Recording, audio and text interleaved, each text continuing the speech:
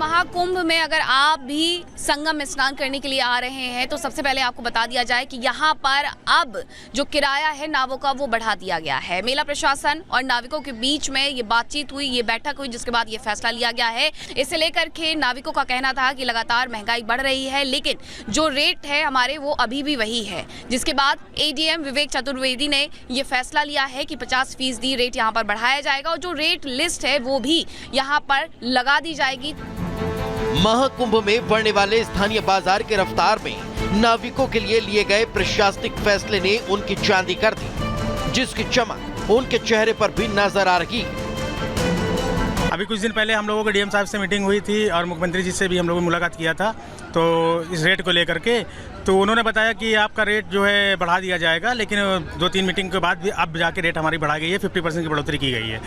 2018-19 के कुंभ में रेट को 50% बढ़ाया गया था और अब 2025 के कुंभ में 6 सालों के अंतराल में अब जाके हमारा रेट 50% और बढ़ा है। जो नाविक संघ है इनकी काफ़ी दिन से मांग थी कि जो इनका किराया है नावों का, विभिन्न जगहों से नावें जलाते हैं, उसको रेट को इन्हांस किया जाए। तो 2019 में भी गत कुंभ में भी इनका नावों का किराया बढ़ा था। उसके बाद से इस कुंभ में 6 साल बाद ये इन्होंने एक बैठक की जिसमें मेलाधिकारी साहब इनके पदाधिकारियों से बात किए और सभी नाविक उपस्थित थे। इनकी डिमांड थी कि हमारा किराया एटलीस्ट 50% बढ़ाया जाए, तो उसमें सम्यक विचारोपरांत निर्णय लिया गया है कि किराया 50% बढ़ा दिया जाएगा इनका। त्योहार की तैयारियों के साथ साथ साधु संतों और तीर्थयात्रियों के आगमन से संगम का रूप विहंगम नजर आने लगा, जिनसे मिलने वाली संजीवनी रोजगार के साथ ही स्थानीय बाजार को भी अमृतत्व प्रदान करेगी।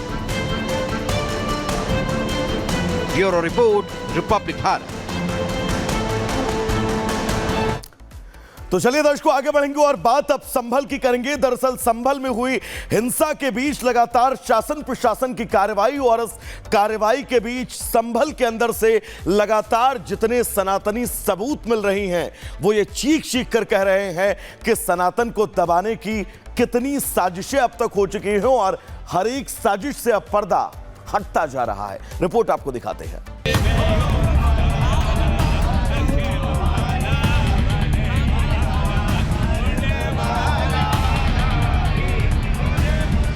जो संभल अपने आप में सनातन के सबूतों का भंडार है, जहां भगवान कल्कि का अवतार होने की मान्यता है, जहां कई ऐतिहासिक धरोहरें हैं, वहां खुदाई में रोजाना नए नए रहस्यों से पर्दा उठ रहा है। लेकिन सबसे ज्यादा चर्चा हो रही है संभल की चंदौसी के लक्ष्मणगंज इलाके में रानी की बावड़ी की, जहां चौथे दिन भी खुदाई की गई। यानी अब 3 मंजिला बावड़ी में 12-13 कब्रों का पता चल चुका है।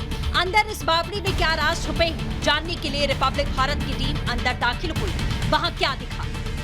इसके अंदर गहराई कहीं ज्यादा है और अब जब इसको आगे खोला जाएगा, ये गलियारे, यहाँ पर 12 कमरे, सुरंग, यहाँ के कुएं इस बात की तस्दीक देते हैं कि किस तरह से हिंदू धरोहरों को, परंपराओं को यहाँ पर देखिए छिपाया गया। रानी सुरेंद्र बाला देवी की बावड़ी उस दौर के निर्माण का खुलासा कर रही है। तो आपको ये भी बता दें कि आखिर संभल इतना ऐतिहासिक कैसे है, क्योंकि दावा किया जा रहा है कि संभल सम्राट पृथ्वीराज चौहान की राजधानी था। यहीं पर आल्हा उदल की लड़ाई हुई थी। यहाँ तोता मैना की कब्र बनाई गई थी। कुछ ही दूरी पर बाबरी कुआं भी है। कई ऐतिहासिक धरोहर यहाँ मौजूद है। दावे के मुताबिक कहा जाता है कि संभल के हरिहर मंदिर के आसपास 68 कूप और 19 तीर्थ हैं, जिन्हें प्रशासन ढूंढ रहा है। इस बीच संभल में एक और कुएं का पता चला, जो करीब 100 से 150 साल पुराना है। यहाँ मलबा हटाकर खुदाई की गई। इसी दौरान 2 पक्ष आमने सामने आ गए। मामला बढ़ता देख पुलिस मौके पर पहुंची और शांत किया। जानकारी जो लोग यहाँ पर दे रहे हैं कि तकरीबन 100 फीट गहरा ये कुआं है और इसी को लेकर एडमिनिस्ट्रेशन जब यहाँ पर पहुंचा तो दोनों पक्ष आमने सामने भी आ गए। हिंदू पक्ष कुएं के पास पूजा पाठ की बात करता है तो मुसलमानों का दावा अलग है। ये पूरा क्षेत्र है, ये जैसे ये जगह है अलग कुएं की, और हमारे बड़ों ने बताया कि इस कुएं का पानी पिया है। हमारे बड़ों ने यहाँ पे इसका पानी पिया है और हिंदी रीति रिवाज से पूजा अर्चना भी हुई है। हम ये चाहते हैं कि चाहे नगर पालिका अपने अंडर में लेके इसे चाहे बनवावे, पर किसी मोहल्ले वालों को मुझे या किसी को भी इजाजत ये नहीं देवे कि ये चीज यहाँ पे ये चीज बने। कुओं के साथ मंदिरों से अतिक्रमण पर हंटर चल रहा है। कार्तिकेय महादेव मंदिर सटे घर का अतिक्रमण खुद घर के मालिक ने हटा लिया।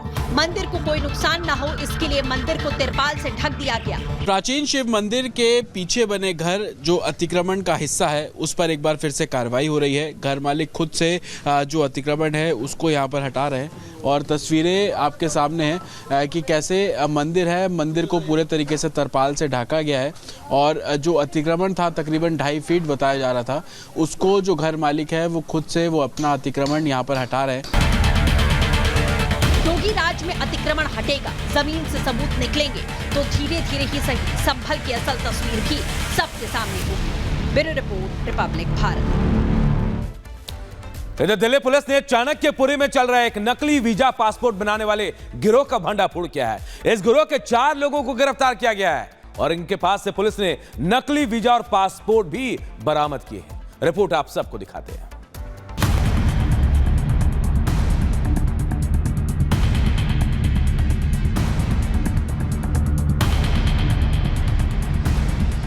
दिल्ली में धोखाधड़ी का सबसे चौंकाने वाला मामला, सोशल मीडिया के जरिए विदेश भेजने का फर्जीवाड़ा। देश की राजधानी दिल्ली में जालसाजी का हैरान करने वाला मामला सामने आया है, जहां विदेश भेजने के नाम पर बड़ी धोखाधड़ी का भांडाफोड़ हुआ है। दिल्ली पुलिस ने मंगलवार को फेक वीजा बनाने वाले सिंडिकेट का पर्दाफाश किया है।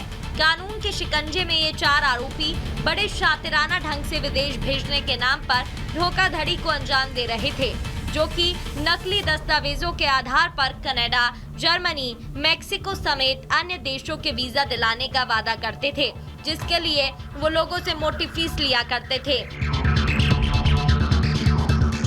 फेक वीजा के सिंडिकेट को चलाने के लिए जालसाजों ने सोशल मीडिया का सहारा लिया था, जो इंस्टाग्राम पर इश्तिहार देकर लोगों को शिकार बनाते थे। इसके तहत वो पहले उनसे संपर्क करने को कहते थे, जिसके बाद इनके झांसे में आए लोगों से 7 से 8 लाख रुपए में एक शख्स को विदेश भेजने की डील करते थे और फेक वीजा दिया करते थे। वोकिन में 4 लड़के आए थे, 5 लड़के आए थे। उन्होंने एक कंप्लेंट दी कि उनको फेक वीज़ा प्रोवाइड किया गया। इन्होंने एक एडवर्टाइजमेंट देखा था इंस्टाग्राम पे। इंस्टाग्राम से उनको एक नंबर मिला जो मेक्सिको का नंबर था। उस मेक्सिको के नंबर पे कांटेक्ट करने के बाद में उनसे 20-20 हज़ार रुपये अकाउंट ट्रांसफ़र और 1-1 लाख रुपए कैश लिया गया, इसलिए कि आपको वीज़ा हम दे देंगे। टोटल 40 लाख में इनकी डील की गई। जब इन्होंने ये हमारे पास पुलिस स्टेशन में आए, वीज़ा को वेरीफाई किया गया। उसके बाद में पुलिस ने एक ट्रैप लगाया और बाकी के बचे हुए वीज़ा और आदमी को बुलाया गया। उस ट्रैप में हमने सबसे पहले परमजीत को पकड़ा, जो वीज़ा देने के लिए आया था। मगर एक शिकायत पर इस पूरे फर्जीवाड़े का पर्दाफाश हो गया, जब 16 दिसंबर को एक व्यक्ति ने पुलिस से इस धोखाधड़ी की शिकायत की। शिकायतकर्ता के मुताबिक आरोपियों ने न सिर्फ उसको फेक वीजा दिया, बल्कि वीजा बनवाने के लिए उससे 1,20,000 रुपए भी लिए गए। जिसके बाद पुलिस ने जांच शुरू की और जाल बिछाकर आरोपियों की धरपकड़ की। वहीं जांच के दौरान पुलिस को दिल्ली के निहाल विहार इलाके में फेक वीजा रैकेट चलाने वाली जगह का भी पता चला। परमजीत से जब आगे पूछा गया तो उसने बताया कि उनको ये वीज़ा गुरुद्वारे के पास में एक बंदा आया था 3 व्हीलर पे, जो दे के गया था। 3 व्हीलर वाले से पूछा तो उसने आगे एक और बंदे का नाम बताया। इस तरीके से चयन करते हुए हमने लास्ट में